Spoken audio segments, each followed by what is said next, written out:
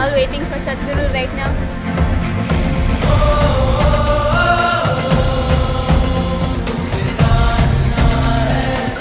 You are very thrilled.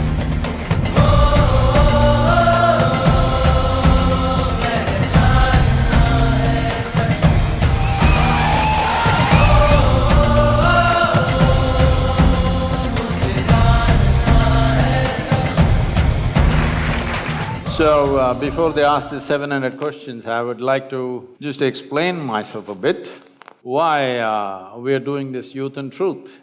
It's a very common thing for me. Thousands of people have asked me this question.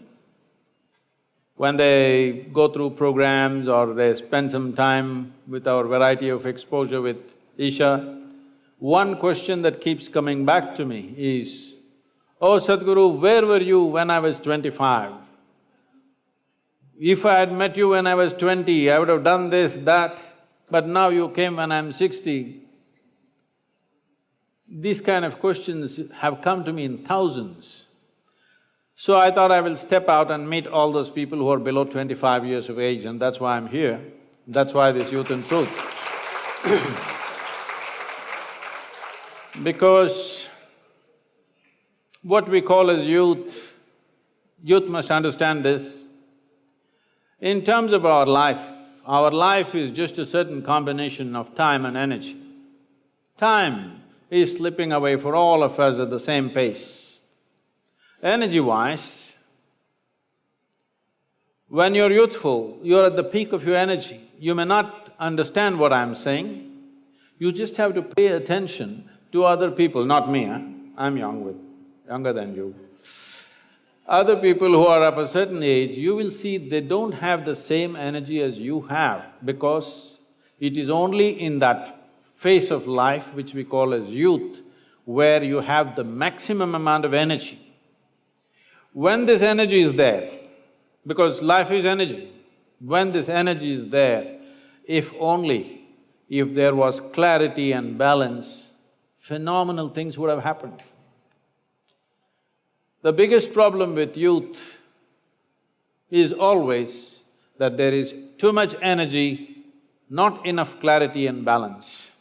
So we thought in some way if we can contribute to bringing clarity and balance to the youth of this nation, and then we are taking it globally after we go through India, I think we could have a fantastic generation, because if the next generation after us is not in some way better than us, I think it's a wasted generation.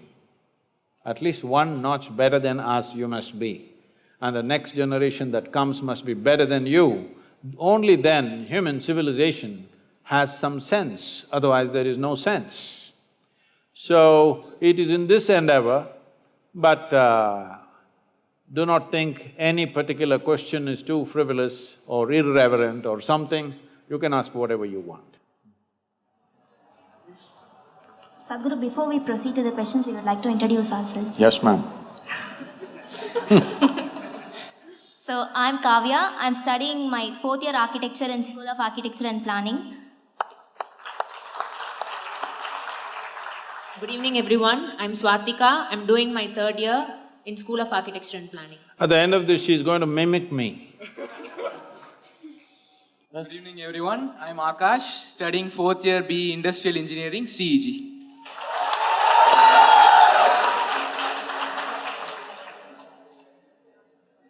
Proceeding to the questions. So, Sadhguru, poratam. இது மாணவன்… இல்லை இது நான் இப்படி பார்த்துருக்குறேன். எனக்கு அதில் interest இல்லை, அதனால நான் அதெல்லாம் பண்ணல. ஆனால் நான் கவனிச்சிருக்கிறேன், எக்ஸாமினேஷனில் உட்காந்து கொஞ்சம் பேர் இப்படி ஆன்சர் இப்படி வச்சு இப்படி பார்த்துக்கிறாங்க. கேள்வியை காப்பி பண்ணுறீங்களா? இது என்ன இது இப்படி? இல்லை சத்குரு, நான் ஞாபகம் வச்சுக்கிறேன். அப்படி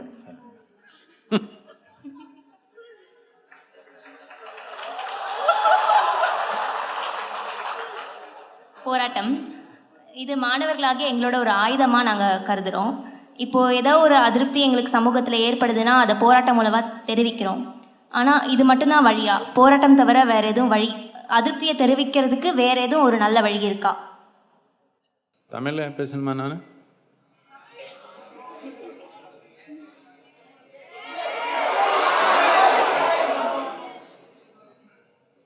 என் தமிழை கொஞ்சம் புரிஞ்சுக்கிறது கொஞ்சம் கஷ்டம்.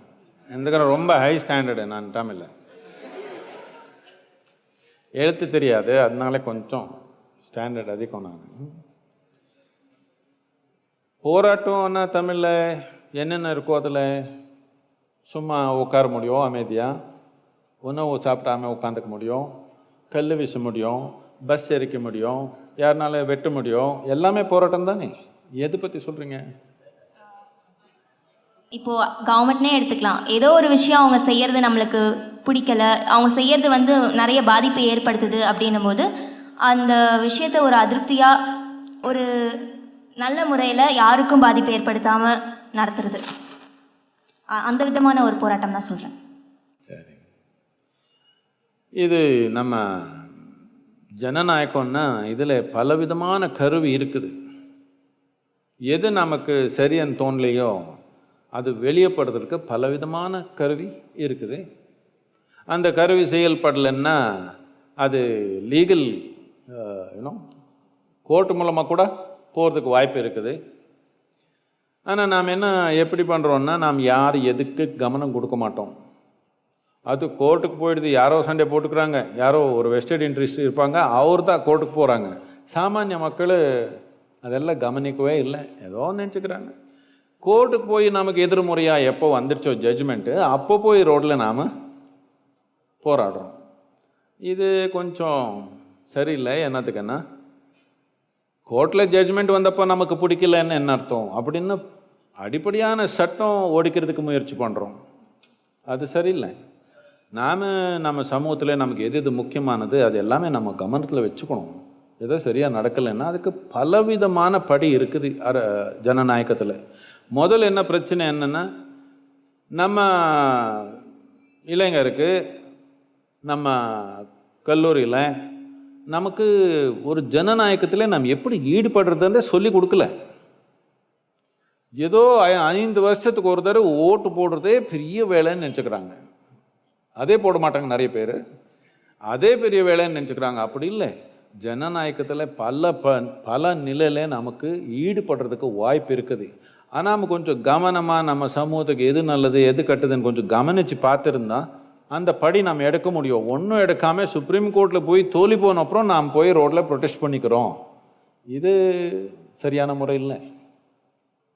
அப்போ சத்குரு வேறு அந்த ஜனநாயகம்லாம் விட்டுருங்க, ரூல்ஸ் எல்லாம் விட்டுருங்க, அதை தவிர்த்து வேறு என்ன பண்ண முடியும்? மக்களால் எதுவுமே செய்ய முடியாத சூழ்நிலையில் இருக்கும்போது ஒன்று நாம் என்ன புரிஞ்சுக்கணுன்னா, ஜனநாயகம்னா எல்லாருடைய ஆர்வங்களும் இருக்குது. இல்லை என்னுடைய ஆர்வம் மட்டும் இல்லை, எனக்கு ஏதோ ஒரு ஆர்வம் இருக்கலாம், உங்களுக்கு ஒன்று இருக்கலாம். ஆனால் மக்களுக்கு என்ன ஆர்வம்ன்றது கூட பார்க்கணும் தானே.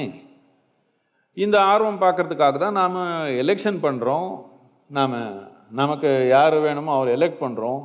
அந்த சிஸ்டம்ஸ் எல்லாமே நாம் கொஞ்சம் அப்படி லூஸாக பண்ணி வச்சுருக்குறோம். இதுக்கு நாம் ஏதோ அரசியல்வாதி அப்படி பண்ணுறாங்க, அரசியல்வாதி இப்படி பண்ணுறாங்க. நாம் தானே அப்படி இருக்கிறோம். நாம் ஜனங்கள், நாம் தான் நாயக்கர். இந்த நாட்டில் ஜனங்கள் தானே நாயக்கர்.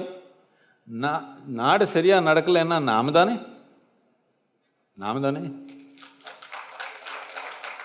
ஆனால் நமக்கு அந்த பொறுப்பு எடுக்கிறதுக்கு ஆசை இல்லை, அதனால கை காட்டுறோம் அவரான்னு. இதெல்லாம் நம்ம கையில் தான் இருக்குது, நம்ம கையில் எடுத்துக்கல. பொறுப்புன்றது இன்னொருத்தர் கையில் கொடுத்துட்டு அதுக்கப்புறம் அதிகாரம்ன்றது என் கையில் இருக்கணும்னா இது நடக்காத வாழ்க்கை.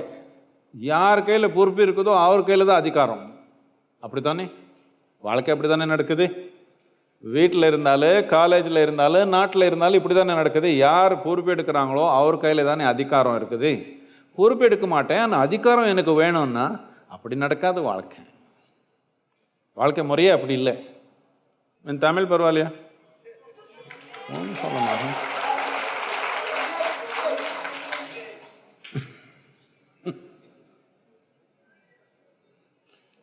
Anna University promotes a lot of sports. I'm also a sports person, a chess player.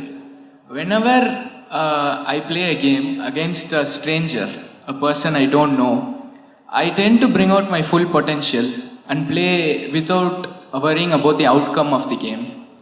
But when I play against someone known to me, it becomes very hard to bring out that potential.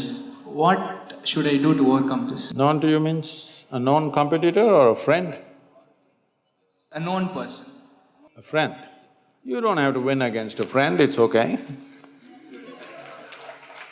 And anyway, if you're playing about a serious competition against an opponent, you must understand, the more familiar you are about his ways of doing things or her ways of doing things, the more enabled you are to defeat that person.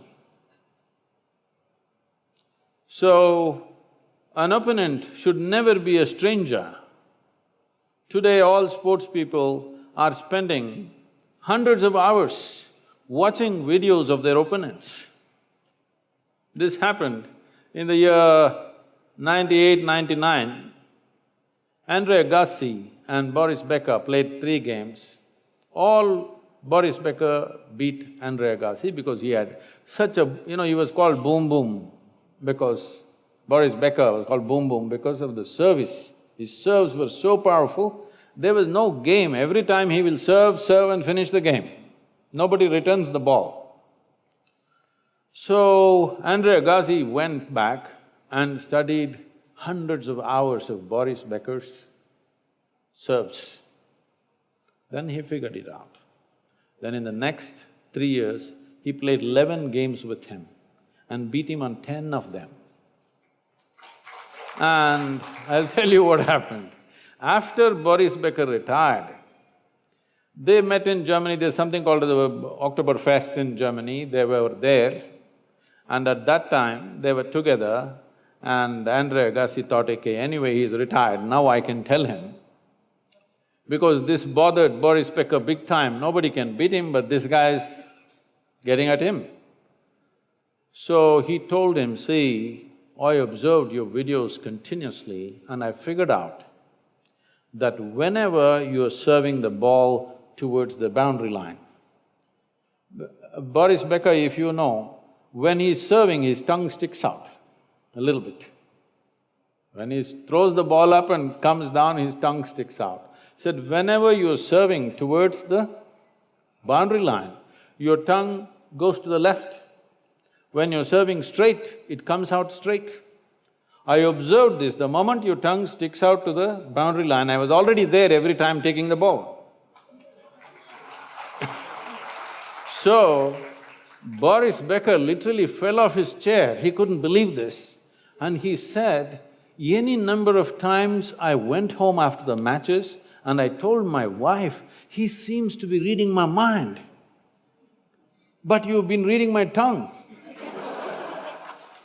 It's almost spoken. So, your opponent should be never unfamiliar to you. You must make him familiar. You must know him better than he knows himself. It's most important.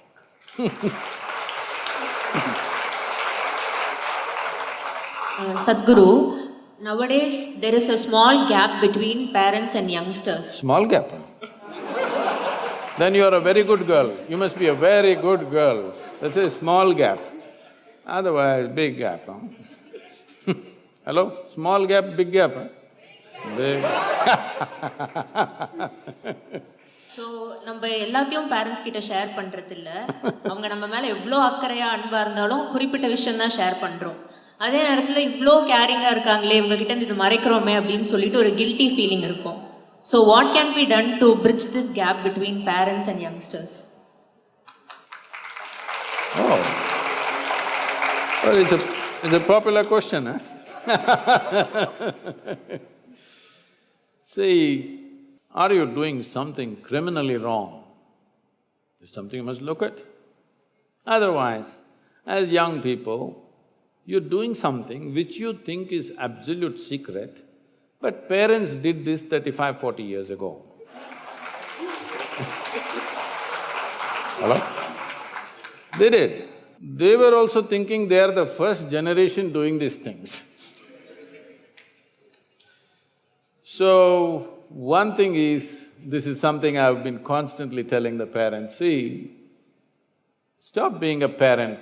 Nobody needs a parent after 8, 10 years of age. After that, people need a friend. Your parents should have become the closest friend in your life because When you have confusions and troubles, you want to go to the friend, not to your boss. So unfortunately, generation after generation, they make the same mistake. That the moment they have children, because they have children when they don't know what the hell is happening with themselves, first of all. So they are also terribly confused just like you. Because they're confused, the only way is act forceful like a boss. And with this, the relationship becomes far away. Though it's not that there's no love, there is love, but there's no relationship. There's a strange relationship. There's a lot of love, but no relationship. Because relationship needs… See, love can happen within your heart. Love can happen because somebody is yours. But relationship won't happen without responsibility and inclusiveness. You have to include somebody, otherwise a relationship will not happen. So unfortunately, a whole lot of people fail to do this, but if they don't know, aren't you mature enough to do that? Why don't you do it? Reach out and make friends with them. Yes, initially they'll be surprised, but then they will love it. Yes, they will. Believe me, at least in India, for most parents, they don't know why the hell they're living after 35, 40 years of age. The only reason why they're living is for their children. For most of them it's so. They don't have a life of their own. Their whole life is, we're living for our children. So when it is like that, I think if they don't know how to make friends with you, you break the ice and make friends with them and tell them, and let's see. Whatever you want to tell them.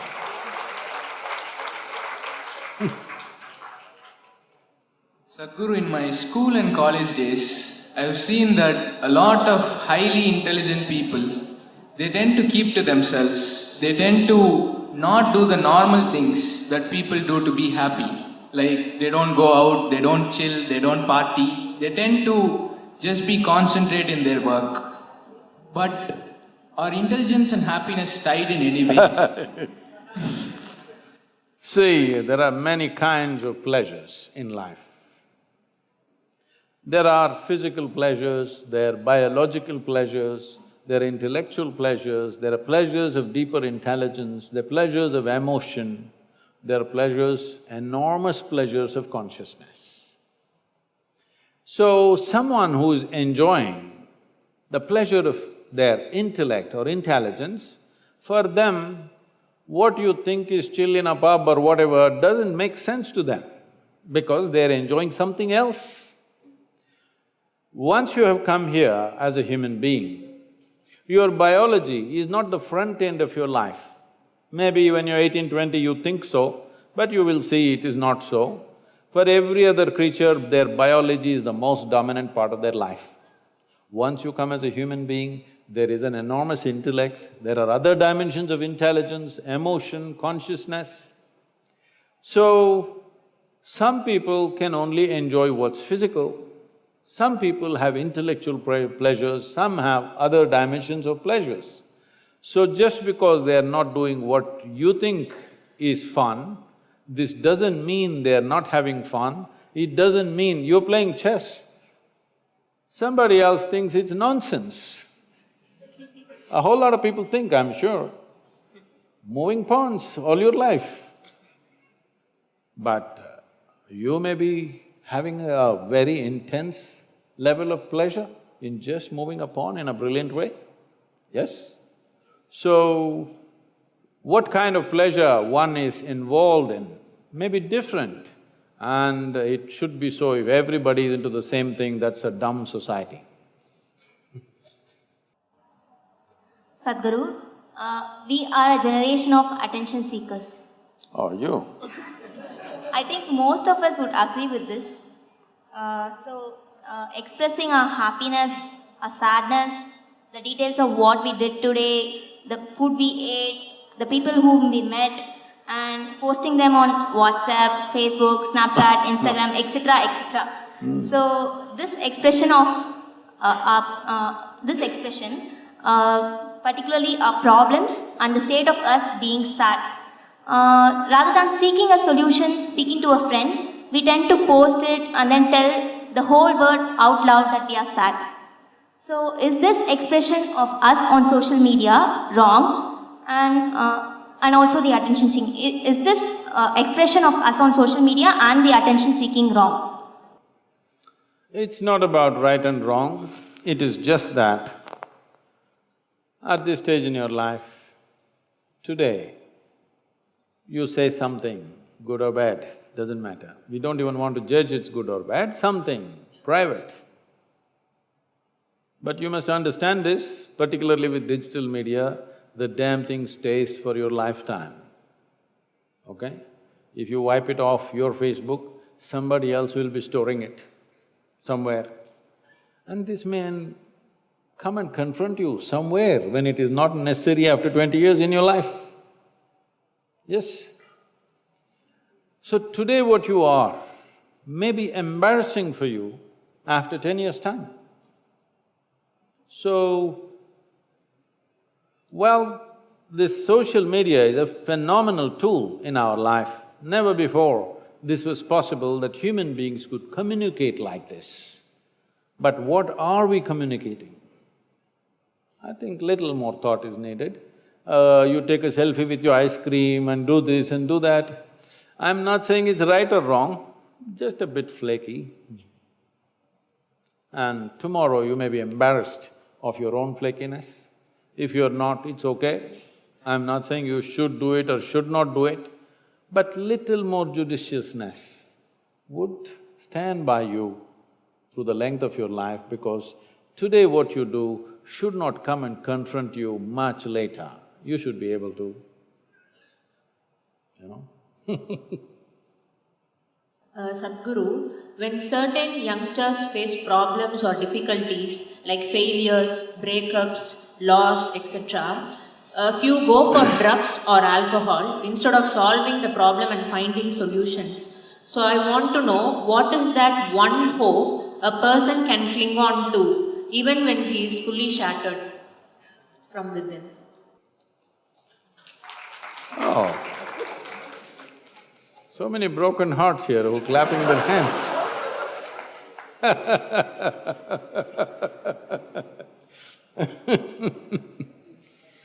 So,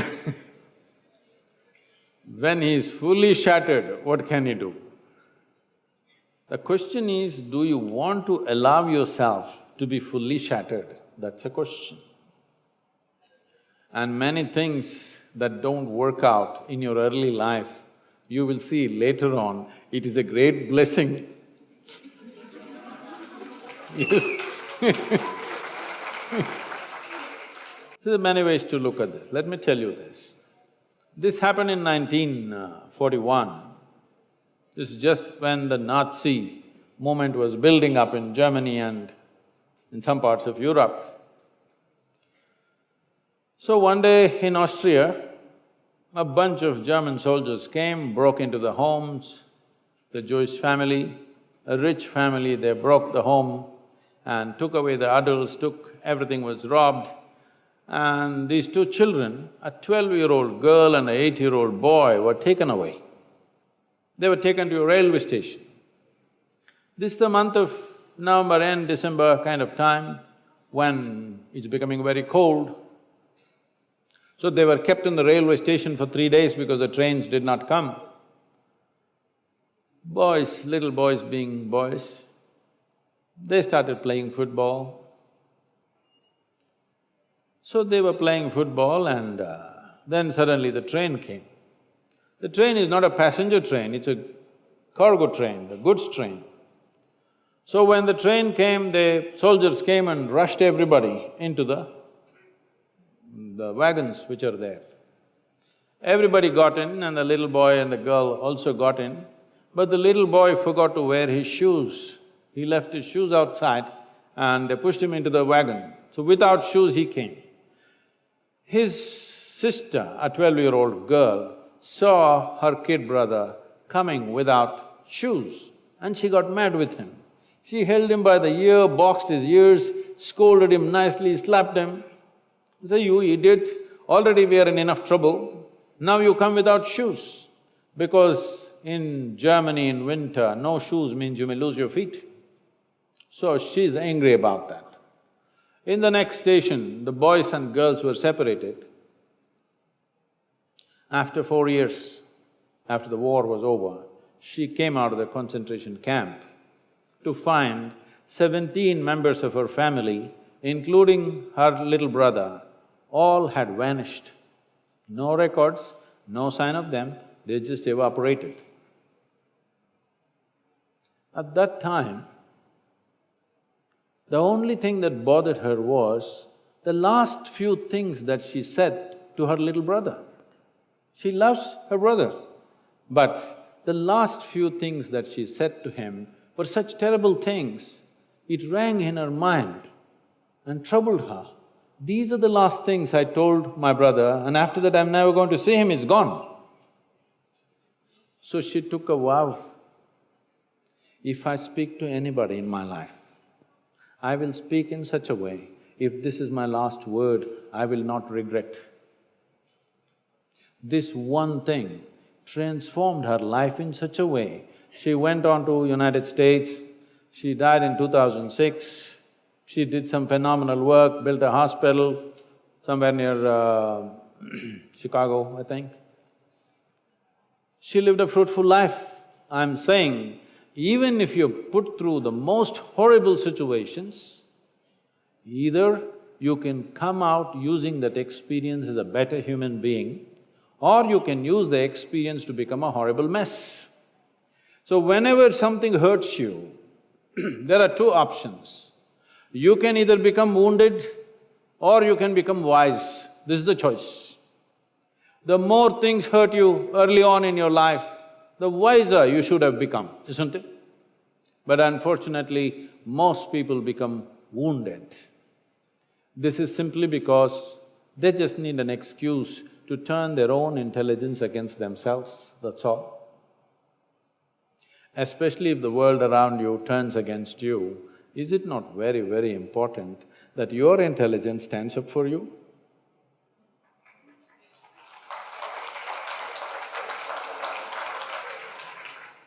We are not really satisfied by the government's administration. I think most of us will agree with this. And so, for example, speaking of Chennai city, it has got a very beautiful landscape, but the city's sewage system and the waste management system, it's a problem. It's an issue that has to be addressed. It's the responsibility of the government to frame a system that works well. So it's our responsibility now when we become the future leaders. So what should we do that the present leaders lack, and how can we improve from them, and how can we be better leaders? Oh, I thought you asking me a politically loaded question, but you softened it up very nicely. Yeah, I'm not trying to be playing with words, but fundamentally we must understand that in many ways, we only get the leaders we deserve. This may be hard to digest, but that's the fact. I'm asking a simple question. How many of you ride a motorcycle or drive a car or something? Hello? Okay.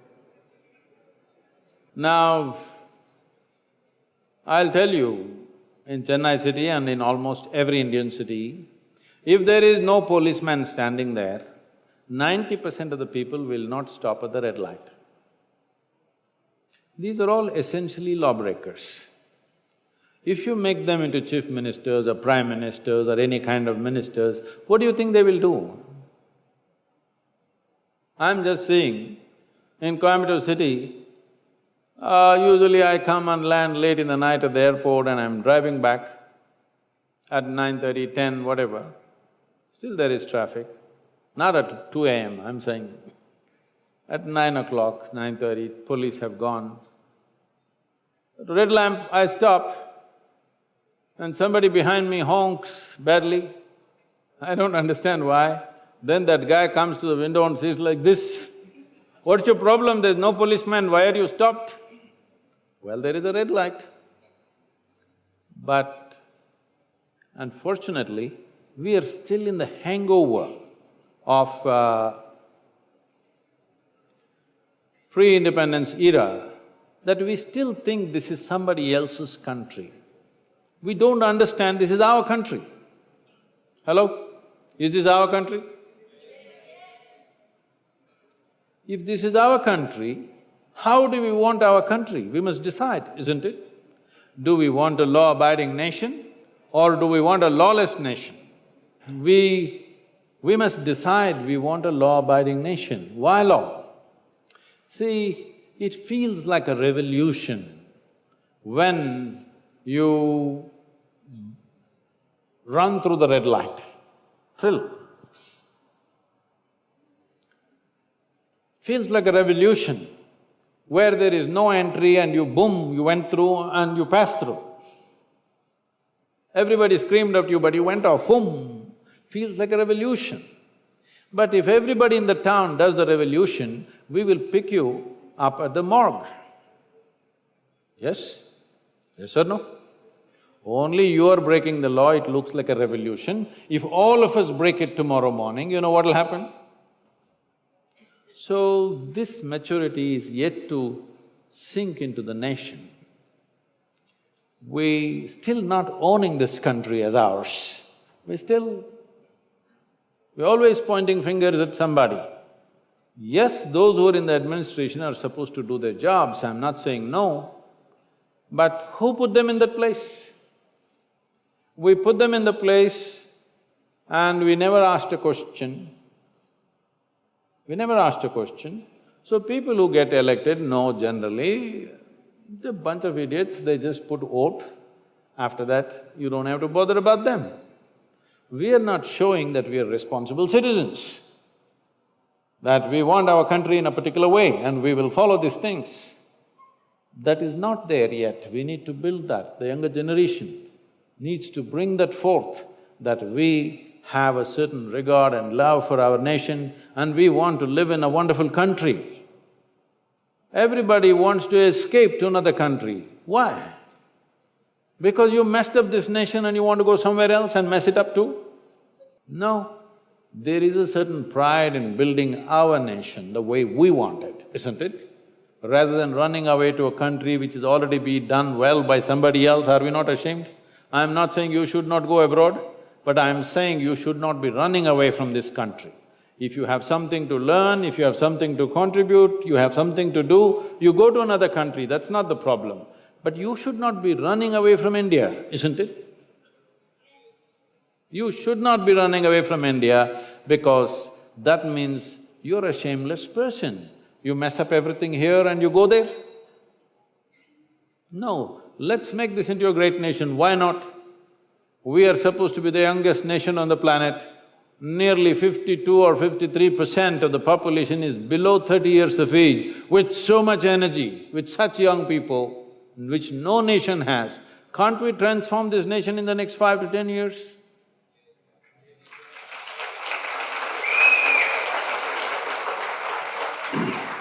You want to clean Chennai? Yes, Sadhguru. I'll tell you. Not just to clean Chennai, the whole of the state and the country. I'll tell you a story. About 2 years ago, Sujata is here, 2 years ago they declared Mysore city as the cleanest city in the country. Then people called me from Mysore and said, Sadhguru, 37 years ago you started Clean India project in Mysore, which went on for over 2.5, 3 years. Since then many things happened. At last it's worked after 35, 36 years, okay?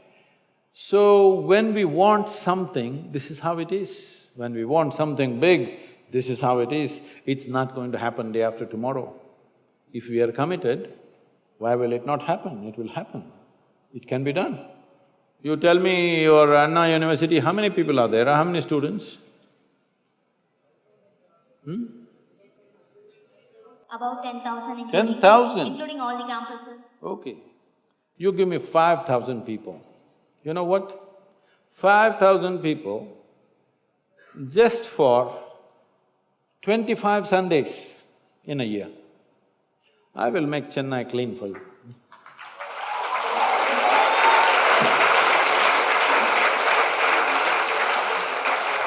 But getting that 25 Sundays from 5,000 people, you will see how much trouble.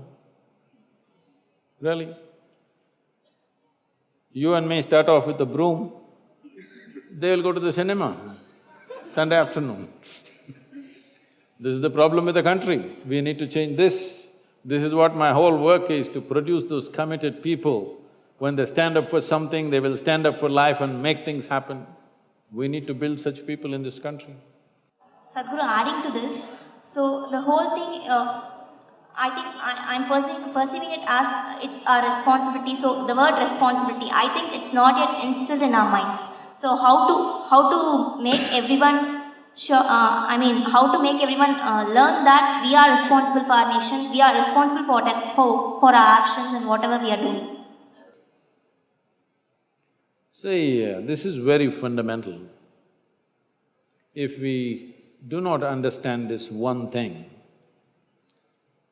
then we are messed up. One reason why we are messed up is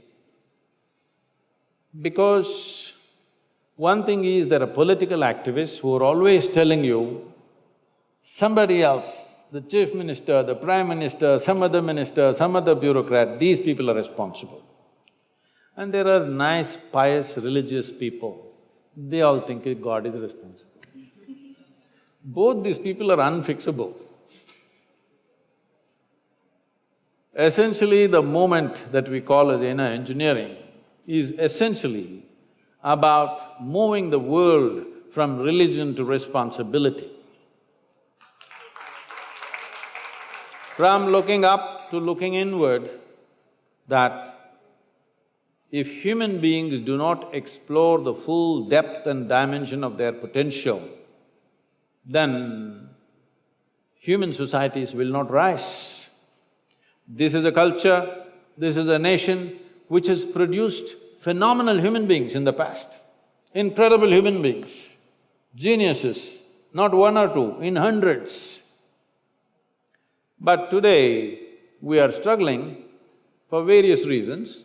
One fundamental thing is we've been an occupied nation for too long, we become subservient, we don't see that this is our country, we are responsible for this, we still think we can blame somebody, there's nobody to blame.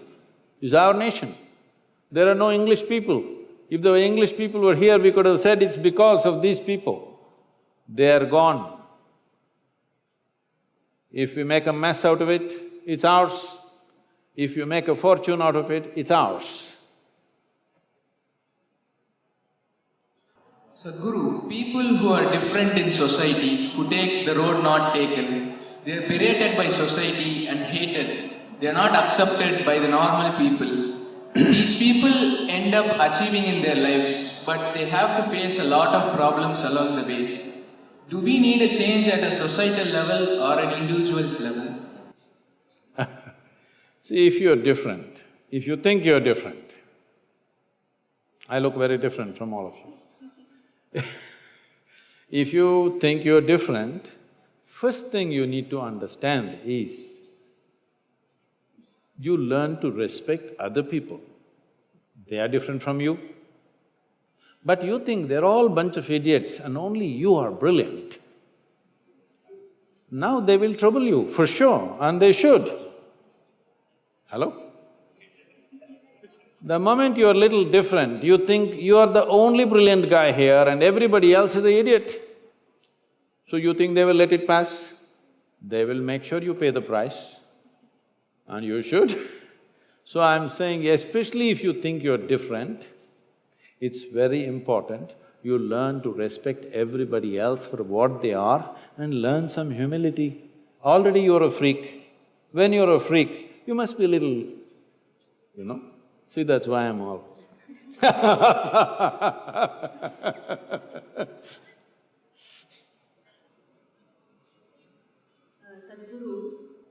Is this the nap time in the university?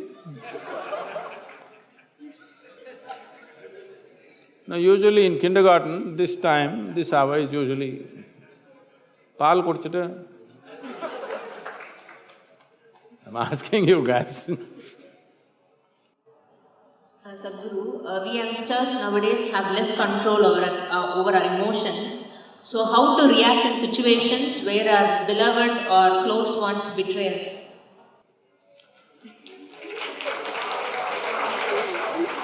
This girl is already heartbroken. See, somebody can betray you or you can think they will betray you only because you have unrealistic expectations of them.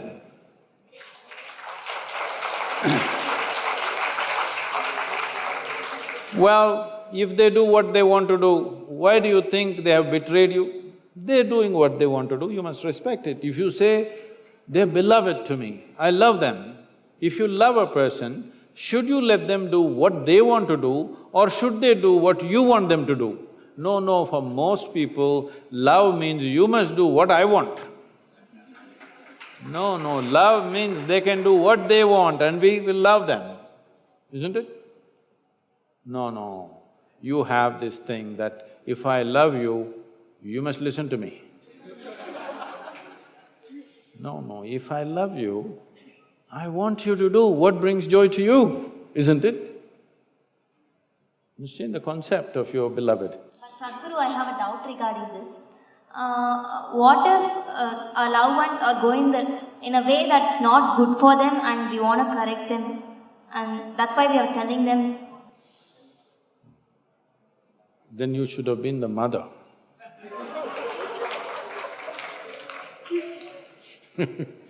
Because I'm not saying that it is never true that somebody may be going off track and you try to do something for them. I'm not saying it's never true, but you don't take this position that somebody is wrong and you're going to fix them. They're doing what they want to do, isn't it? What they want to do right now may not be beneficial for them, possible. But you must look at it sincerely. Are you complaining because it's not beneficial for them or you're complaining because it's not beneficial for you? Most of the time it's this. Genuinely look at it.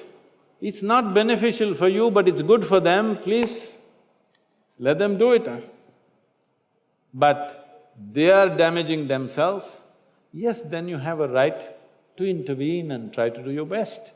But not always can you enter somebody's life and do something for them. If I have to enter your life and do something for you, I have to earn it, isn't it? I have to earn a relationship where I can intervene in your life. If you don't earn that, you cannot intervene. So if you're unable to intervene, you must just understand you have not earned that closeness. So, Sadhguru, we collected questions from social media too, and the popular ones are picked, they'll be displayed, the audience can read it, I'll read it out for you, Sadhguru. So, the first question, it was asked by Sandhya. கண்டதும் காதல் அப்படின்னு சொல்லுவாங்க, இன்னொருத்தரை பார்த்தாலே ஒரு நல்ல தாக்கம் ஏற்படுது, எப்படி இப்படி நடக்குது? இந்த உள்ளுணர்வு நம்பலாமா? இல்லை இது நிரந்தரமற்றதா? இந்த சூழ்நிலையை எப்படி கையாள்வது?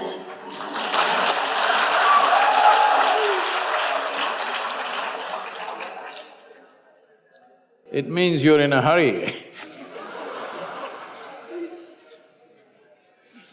It means you're in a big rush.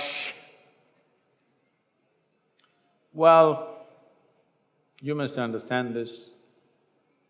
There are many aspects to this, but these terminologies come from another time. Love as first sight is what you're talking about, right? Am I right? Yes. Love at first sight was happening very commonly at one time when the opposite genders would not have seen each other on a daily basis. You only got to see the girl when she was… this is the English scene I'm talking about, when the girl got into the carriage with her parents and you just looking and she just looked at you like this, boom, thunderbolt. Now she's walking with you, talking with you, studying with you. Now it'll take time. And it's good it takes time. More time it takes, the better it is. So, these kind of terminologies come from another time when there was no exposure between genders. The first girl you saw, boom. So, you may be drawn to a certain person, that is a different thing. But these things are essentially lack of exposure. If you have sufficient exposure, you will see, you will look at somebody carefully and you don't go boom like that. You'll take your time and it's good. It's good that you take your time to form proper, strong relationships that'll last. And see, you make a relationship in life because somewhere you think two is better than one, isn't it? Two may be better than one for you, but you may be a nuisance in the relationship. Yes. So, before you form any relationship of some gravity in your life, first thing is, just look at this one. Is this one good enough for everything in the world? Because youth is a time when you must build this one. Don't be in a rush to live. Don't be in a rush to live when you have to grow. In Tamil Nadu, in southern India, there is a certain wisdom among the farmers, mango farmers especially. If you plant a mango sapling, within 12–14 months when the season comes, it'll flower. But you will see farmer will go judiciously plucking off all the flowers, because if you allow it to fruit, it will come out with 1 or 2 fruits in the very first season. But if you do that, that particular tree will never grow to full size. So first 3 years, all flowers are taken off. Only when the tree has become strong enough, you allow it to come out with a fruit. So there is a time to grow and there is a time to live. Too early if you try to live, then you will see growth will not happen, because growth happens at a certain time very easily. Later on, not that it cannot happen, it'll become more difficult because life will engage you in many different ways. So when you're young, when you're studying, this is the time to grow on all levels, physically, mentally, emotionally, energy-wise. You must maximize yourself. Then you try to live. If you try to live too early, you will not become of much substance. If you are not of much substance, the person that you hold relationships with, if they grow well, they will look at you and wonder, why did I get trapped with this one? Yes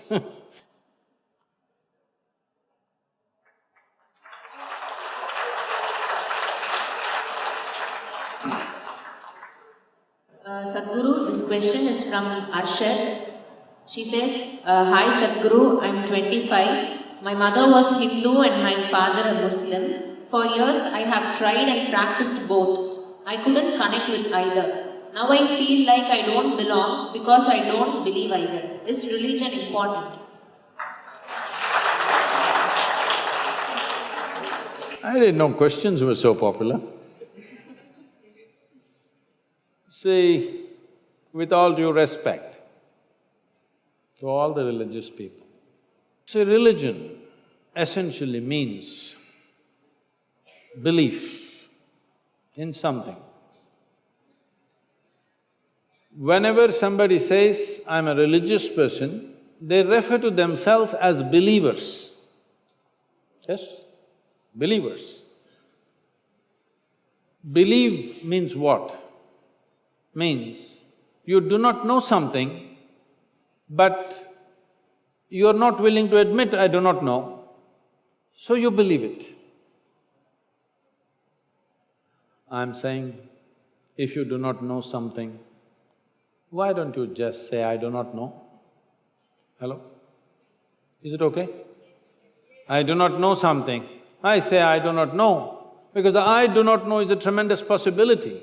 Only when you say I do not know, the longing to know, the seeking to know, and the possibility of knowing becomes a living reality in your life. Everything I do not know, I believe. This has led to a whole lot of things. One thing it does is, it brings you confidence. I believe means it brings you confidence. But confidence without clarity is a disaster. This is a disaster that is unfolding in the world in many different levels. People who don't know a damn thing, who can't see what's in front of them, they are super confident. It's dangerous. If you cannot see, at least you must be hesitant, isn't it? Hello? If you cannot see, you must at least be hesitant.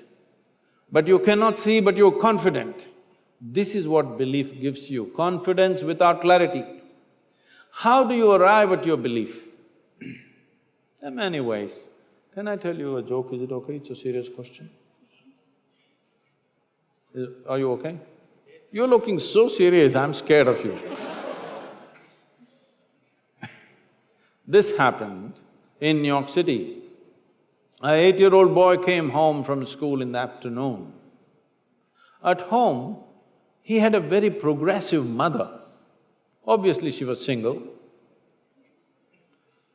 He came home and asked, Mama, is God man or a woman? See, this is a big debate in America.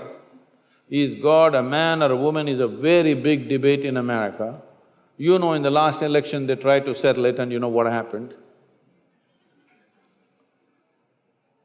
The mother thought, being a progressive woman, she thought through all this gender politics that are going on in the country, and after much thinking, she said both. Then the boy went into deep thought. After some time, he came back and asked, Mama, is God black or white? You know, in the previous election, they tried to settle this issue. Because racial politics is a very big thing. She thought through all the racial politics that are going on in the country. After much thinking, she said both. Then the boy went into profound thought. After much thinking, he came back and asked, Mama, is God straight or gay? She thought through all the politics concerned with that aspect of life, and she said both. Then the boy jumped in joy, I got it, it's Michael Jackson.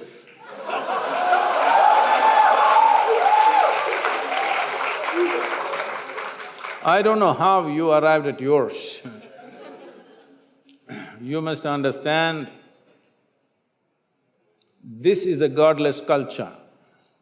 In this culture, we always told you, your life is your karma. Yes or no? You've forgotten?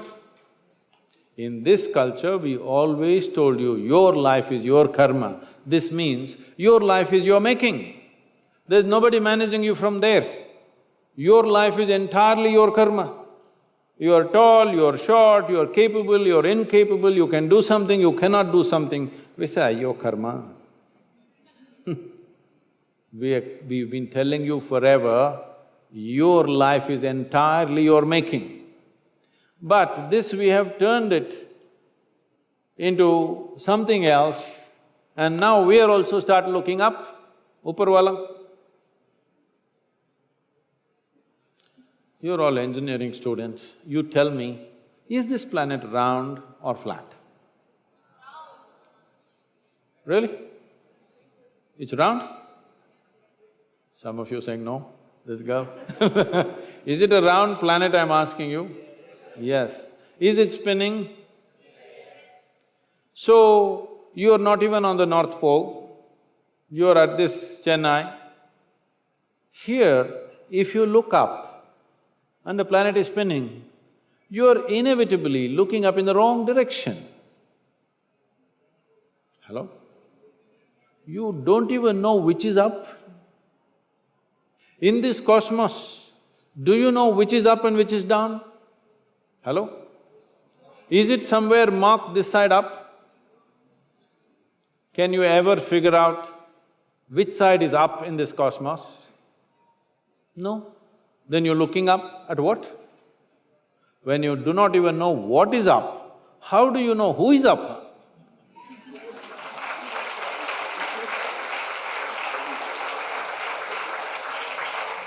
Does it mean to say, I created the universe? No.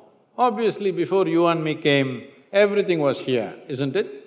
So now, you must at least say, I really don't know. The problem is, somebody is a theist, somebody is an atheist. They are not different people, just different clothing, same nonsense. One person believes what he does not know in a positive way, another person believes what he does not know in a negative way. Both of them are believers of something that they do not know, isn't it? What is the problem with the human being? That you cannot admit, I do not know? It's so wonderful of you, so human of you to say, I do not know, isn't it? If you do not know, if you realize that you truly do not know, your intelligence will be always alert, it never sleeps. Always, every moment of your life. Even in your sleep, it'll stay awake if you realize, I truly do not know. This believing has made you just eat pongal and, just become lethargic. The world has become lethargic. When I say lethargic, not physically, intelligence has become lethargic because they believe something. Everybody believes some nonsense. Can we be straight enough? The youth of this nation, I'm asking you, the youth of this nation, are we straight enough to say, what I know, what I do not know, I do not know? Is this okay with you? Yes. The youth of India, I'm asking you. Sadhguru, this question is from Kunal Galwani. From yogis of ancient times to popular movies like Interstellar, there have been stories and some seemingly real instances about time travel. Is time travel really possible? If yes, how can I make myself capable of time travel? You want to go back to the past or future? He didn't tell you. See, these things have been misunderstood very badly because science and mysticism is coming to you from Hollywood movies, unfortunately. In this culture, we've had people whom we refer to as Trikalagnanis. There are three dimensions of experience in your life. There is something called as past, which is a bank of memory within you. There is something called as present, which is a living experience right now. There is something called as future, which is the power of our imagination. So your life experience is happening between memory, present experience and imagination. The problem with most people is, these three things are not clearly distinguished in most human beings. This is why something that happened 10 years ago, you can still suffer, isn't it? Huh? Something that may happen day after tomorrow, you already suffer. What happened 10 years ago or even 10 days ago, does it exist right now? Does it exist right now? You talking terms with me or no? Hello? Does it exist right now? No. What may happen day after tomorrow, does it exist right now? No. So if you suffer something that does not exist, should we call you sane or insane? It's a question, don't clap. It's a disgrace. If you are suffering something that does not exist, is it sanity or insanity? How many people that you know, including yourself, are insane like this? They suffer things which don't exist. Nearly 99.99, isn't it? Happening all the time. So these are all idiots who are doing time travel.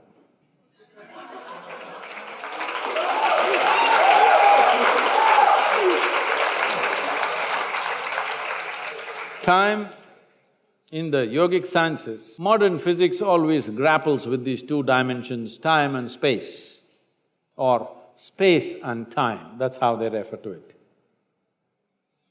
In yoga, we call this kala. The word kala, even in Tamil, means time. But kala also means emptiness. Kali. Tamil சொல்றீங்களா காலி? அது வேற. காலியா இருக்குதுன்னு சொல்றீங்களா? வெறுமையா இருக்குதுன்னு? Kali. Kala means darkness. Darkness means nothing is there, no light, no nothing. That is empty space. Kala means time. So we are using the same word for time and space. We just have a distinction called Kala and Mahakala. There is time which is caused by revolutions of physical dimensions of life. When I say revolutions of physical dimensions, everything that's physical is in a circular moment. Whether it's an atom or it's a whole cosmos, everything is in circular moment. The planets, the universes, everything. Everything that's physical essentially is in circular moment. So this is kala, the time that you know because of rotation of physical objects. If the planet spins once, we call it a day. If the moon goes around, we call it a month. If the planet goes around the sun, we call it a year. This is the only way you know time. So time that you know is only by cycles. There is a time which is beyond physical nature, which is not because of circular motion of physical objects. This we call as Mahakala. Mahakala includes the space also. Generally in modern physics, the general understanding is because there is space, because there is distance, there is time. If you want to travel from point A to point B, you need time. But in the yogic sciences, from our experience, we see it like this, because there is time, there is a possibility of space. It's very beautifully put by Adiyogi, over 15,000 years ago. When these seven sages, his first disciples, asked him, what is the nature of this cosmos? Where does it begin? Where does it end? How big is it? He laughed and he said, your cosmos, I can pack it into a mustard seed. Very efficient packing, isn't it? He said, this entire cosmos, I can pack it into a mustard seed because it is only a consequence of time. The space and the distance is only a consequence of time. So we call people Trikalagnanis, and we also call people as Akalagnanis. That means timeless people, people who are timeless. Timeless means what? You're sitting here right now. If I make you sit here for another 6 hours, no, it doesn't take that much for you. If I make you sit here for another 2 hours, Sadhguru, at least water. Okay, drink water. Drink water means Sadhguru. That calls, okay, go and come. Another 2 hours, Sadhguru. Okay, we give you that. After that, you don't ask permission. Your body is cycles of time, isn't it? You don't have to look at the watch. If you observe your bladder, you know how much time? Yes or no? It's keeping time. So, your sense of time right now is only because of your physical identity. If you can sit here without any sense of body, then you don't know time. You've heard of people who sat for hours on end, days on end.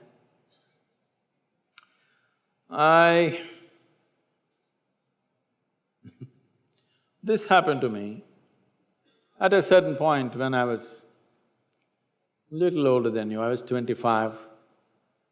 I just sat in one place and suddenly I did not realize time. I thought it's 10-20 minutes, about 4.5 hours had passed. And I was like blowing with ecstasy. Then they started happening more often. If I just sat in one place and I think it's 2 minutes, hours, 7-8 hours have just passed away. One day I sat down and I thought it's maybe 25-30 minutes. I was sitting in a rural space around Mysore and when I opened my eyes, the big crowd, India being what it is, the garlands around me, people are trying to molest my feet. And I said, where the hell did you come from? Then they say, you've been sitting here for 13 days. I thought it's only 25-30 minutes. Only when I tried to open my legs, I found my knees were locked up. It took a lot of effort to straighten them. But in my experience, I thought it's only 25-30 minutes. But when I say this may be a little difficult to grasp. But have you noticed, on a particular day you were very joyful. 24 hours, poof, went off like 10 minutes. Is that so? Another day you're a little depressed. 24 hours feels like a lifetime. Yes or no? Time is a very relative experience. People say, how long a minute is depends on which side of the bathroom door you are. You go there and knock and they say, hey, just 1 minute, wait. 1 minute.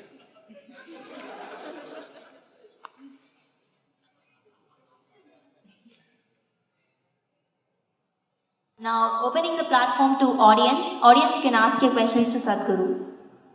Hi Sadhguru, I'm Amrita, Research Scholar, Department of English, CEG. So it's been 1 year since you came to Chennai and we were all active participants in the Rally for the Rivers. So was it just an awareness, environmental awareness drive or was it much more? And have things changed since then? This was not planned, but I'm telling you. For Rally for Rivers, we were in Chennai on 10th September 2017. Today is exactly 1 year. This was not planned, somehow this fell like that.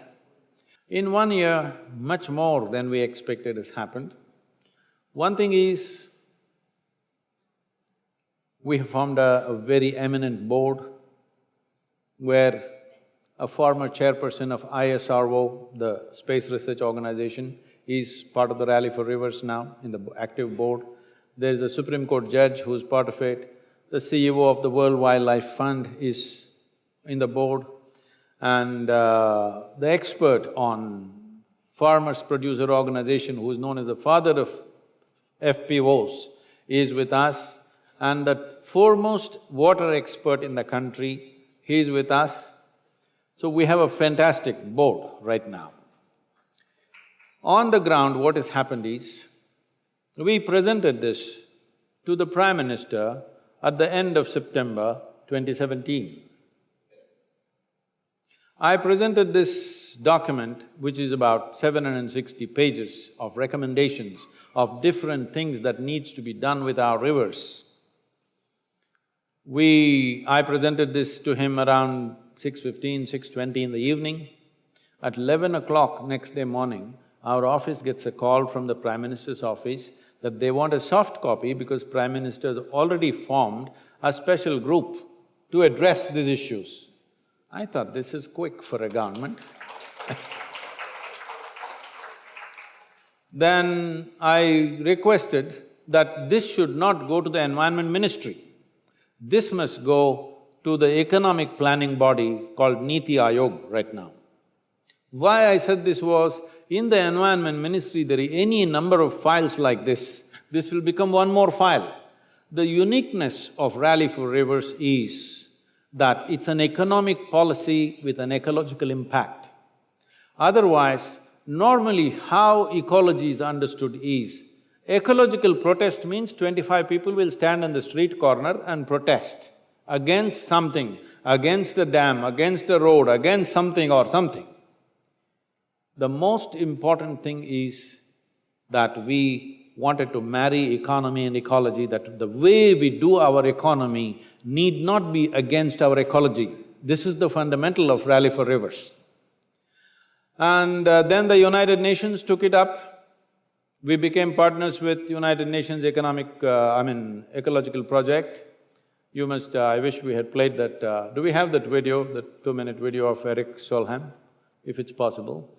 And it was adopted by them, and we launched a decade of action. On March 22nd, we launched a decade of action with UN across the world, in all the tropical countries.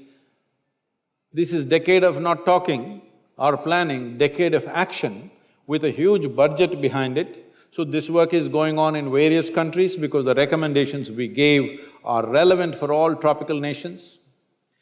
Some of the things that have been recommended are largely towards farming because most of the riverside lands are farmed in this country, except the upper riparian lands which may be catchment. Most of the length of the river is farmed. So one important aspect is to make more food come from trees than from crops. This was the basic thing. So today, we have gone into this mode. Some states have taken steps where they want to convert 50% of their farming activity into horticulture. Andhra Pradesh has taken this step. We've been part of that. And in Maharashtra, we are planting 50 crore trees along the riverbeds. In Karnataka, in the Kaveri catchment, which is important for Tamil Nadu, we are planting 25 crore trees with Karnataka government. And in 6 other states in the country, we have signed MOUs for which action is in the process. And 84% of river water in this country is used for agriculture. So, how we use water for agriculture is an important thing. So one thing we came up with is integrated irrigation systems, micro-irrigation systems. The biggest problem in India is there is no scale. That means farmers' holdings are very small, very inefficient ways of doing things. For every 2 acres, there is a borewell and a borewell and a borewell. Water that was stored for 1,000,000 years is being pumped out without any sense of responsibility because every farm is… average holding is 1 hectare, 2¼ acres in this country. So everybody has a borewell. To what extent means, in Coimbatore area, which is a rich agricultural land where we are, I just met a farmer who's 27 years of age. He has 3½ acres of land. I asked him, what's your water source? He says he has dug 9 borewells in 3½ acres. 9 borewells means nearly 1 crore rupees. 1 crore rupees means, in 3½ acres, either someday he has to sell his land or run away from the village or hang from a tree. This is all the option is. There is no question of he earning 1 crore rupees, paying interest and paying back the money. There is no such possibility in 3½ acres. So we are driving our farming community in this direction. So we took up Yavatmal. Have you heard of Yavatmal? Maharashtra, anybody from Maharashtra? Yavatmal, you heard of Yavatmal? Where the Vagari river, 54-kilometer stretch of the river we've taken, Yavatmal is the epicenter of farmer suicides. Now with Maharashtra government, we produced our volunteers. I must tell you this, young people like you, many of them quit their very lucrative jobs, and when I gave a call, minimum 3 years, you must come. The only qualification I ask from you is never ask, what about me? For 3 years. Over 120 people landed up from 17 different states, and they are with us last 6–8 months. We have trained them in various aspects of river revitalization, and they prepared a detailed project report on the ground, meeting every farmer in the area. 7,600 families, every one of them have been met. And I have promised Maharashtra government, in 2 to 3 years' time, we will see Yavatmal doesn't have a single suicide.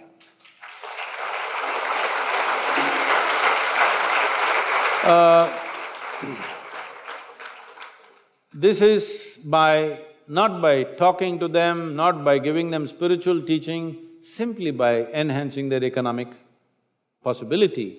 Very easily we can multiply their economy. Each farmer can earn 3 to 5 times more than what they're earning right now within 3 to 4 years' time, maximum 5 years' time. It is over 1,000 crore project along with Maharashtra government, now various other agencies are joining up, and they have formed a special purpose vehicle to execute this project. The idea is to set up a large-scale module where successfully farmers' life can be transformed in a matter of 3 to 5 years. If modules like this come up in a few states, then it'll go like wildfire.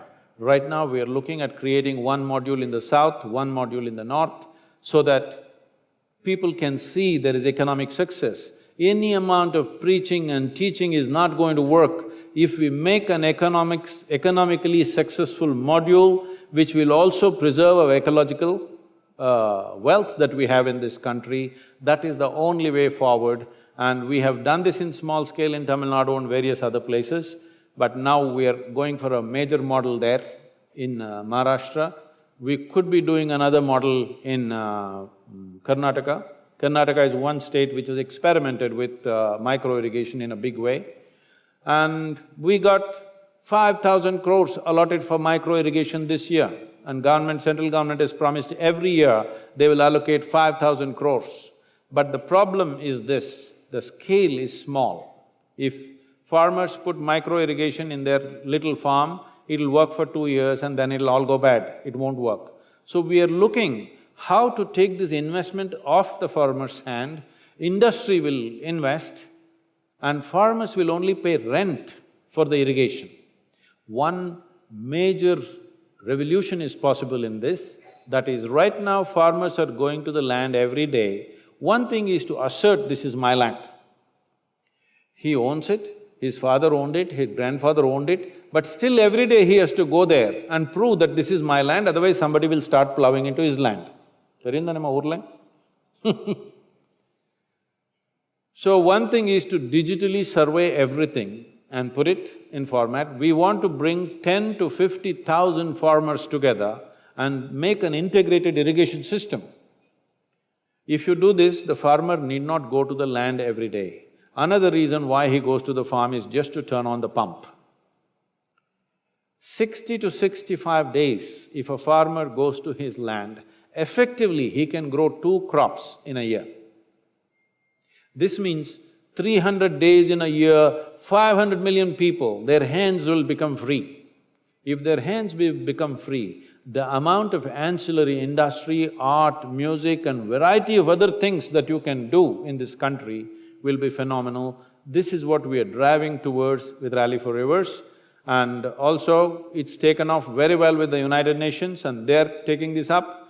You must see the way the Rally for Rivers document is appreciated in UN, you won't believe this, how they took it and how they embraced it the moment they saw it, because they wanted a plan where it is not ecology versus economy, it is economy and ecology together, complementary to each other. That's what is happening. Young people can stand up and volunteer for short periods of time in your vacations or whatever in this many areas where action is happening.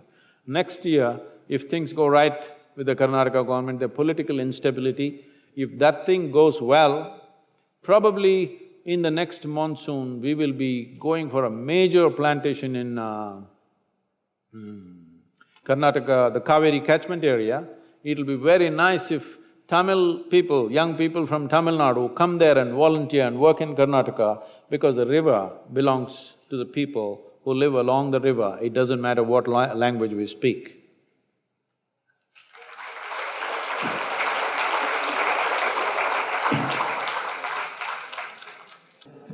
Hi, my name is Abhirami and I'm pursuing my first year in Bachelor's in Computer Science here at CG.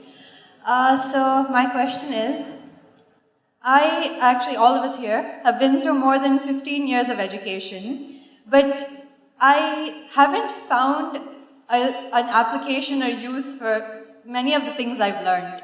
So why do I find some of the things I learned pointless?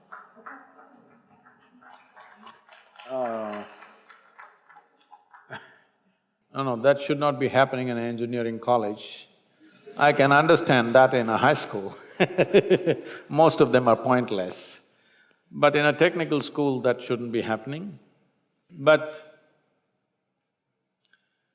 the important thing is our education system. I wouldn't say that so much about the technical schools like this, but largely our education system was created just to provide clerks for Her Majesty's service.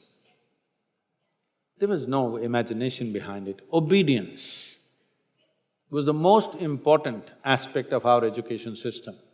This is why you have to just mug up a whole textbook and puke it there, and that's what's supposed to be excellence in education. I wouldn't say that about technical education, I think it's different. So, right now, we wrote a policy on textiles in India, we wrote a policy on the rivers and agriculture. Right now, we are busy writing a policy on education. Of my constant push, recently government announced that in future, in the schools, only 50% of the time in school should be focused towards academics, rest should be focused towards sport, art, music, craft and variety of things.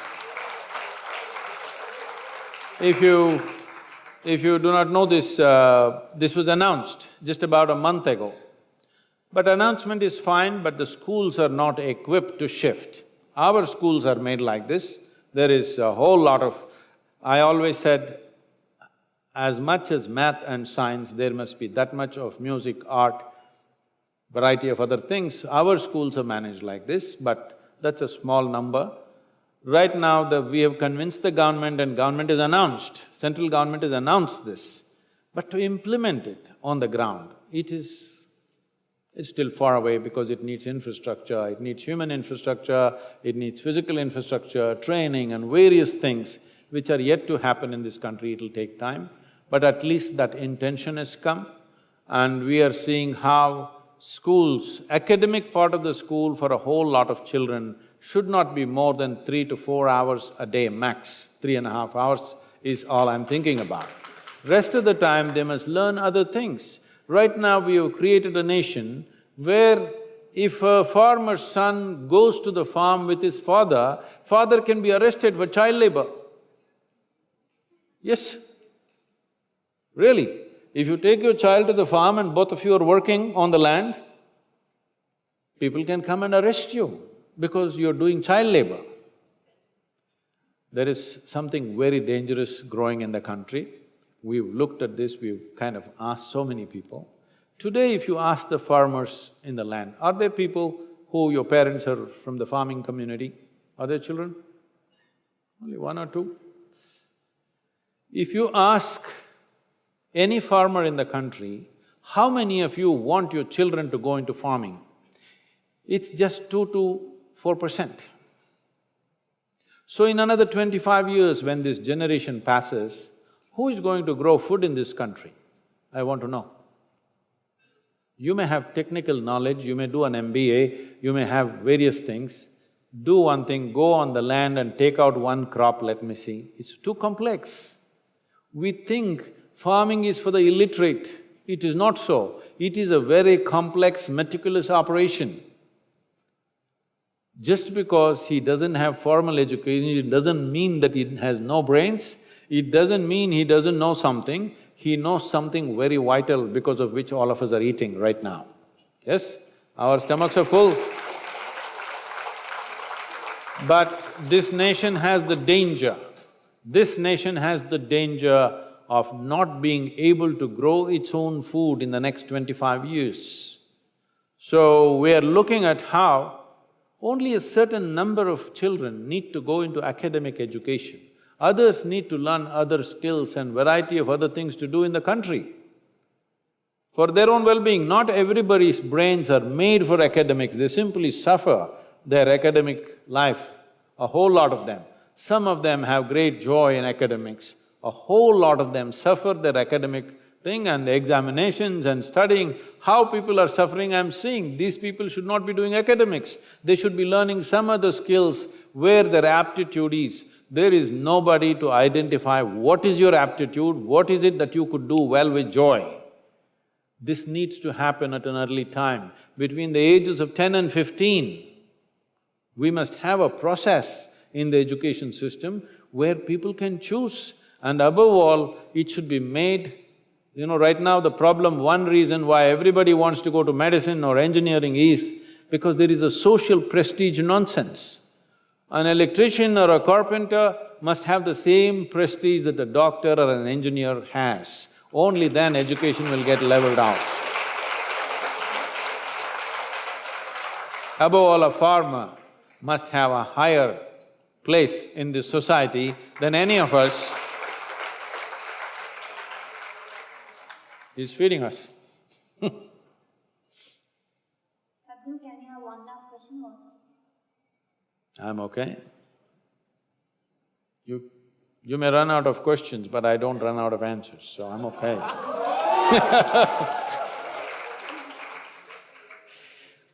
Good evening, sir. I'm Kaushik Aravind from College of Engineering, Guindy. My question is, இப்போ தமிழ்நாடுல ட்ரெண்டிங்காக இருக்கிற விஷயம் பார்த்தீங்கன்னா movie stars, top movie stars அவங்க prime time முடிஞ்சவொடனே டைரெக்டாக பாலிடிக்ஸ்க்கு வந்துடுறாங்க. நிறைய பேர் வரேன்னு சொல்கிறாங்க, ஆனால் வரமாட்டேங்கிறாங்க. But that is different. நாங்கள் டீனேஜர்ஸ் ஒரு காமன் பீப்புள் அவங்கள வந்து மூவியில் பார்க்கும்போது we admire them and we admire their different roles, but should we support their political role? That is my question. Should we encourage them to perform that role? See, as we are a democratic nation, anybody can get into political life. Anybody can become a leader in this country. This is the fundamental right in a democratic process. Now, somebody may be… this has become, it's very cliched to even say this now. A tea seller can become a prime minister. This is a fantastic thing. This is a fantastic thing that in a country, somebody who sold tea on the railway station can grow to become a prime minister. But we are not electing him because he made good tea. We are electing him because we believe he can be a good leader. The same goes for the actor also. Because he is a good actor, you do not elect him. If you think he is going to make a good leader, yes, nothing wrong with the acting profession, as there is nothing wrong with tea selling or anything for that matter. So what their background is, it doesn't matter. It's for you to take a judicious call whether these people will make good leaders or not. But because you like them in a movie, you make them into leaders in this country, no, that should not happen. But if you believe they will make good leaders, why not?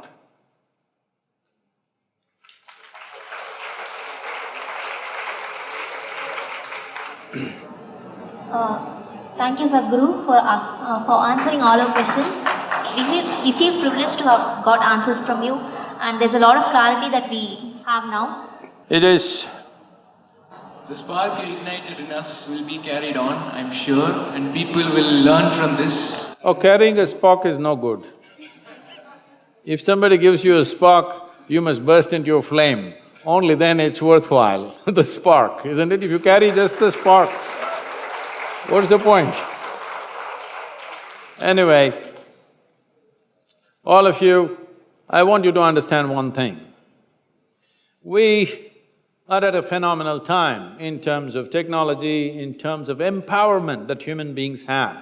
Never before humanity was as empowered as it is today. Yes or no? Never before. But are we going to turn this empowerment into something phenomenal, or are we going to waste it using it for ridiculous things, the same technology and the possibilities.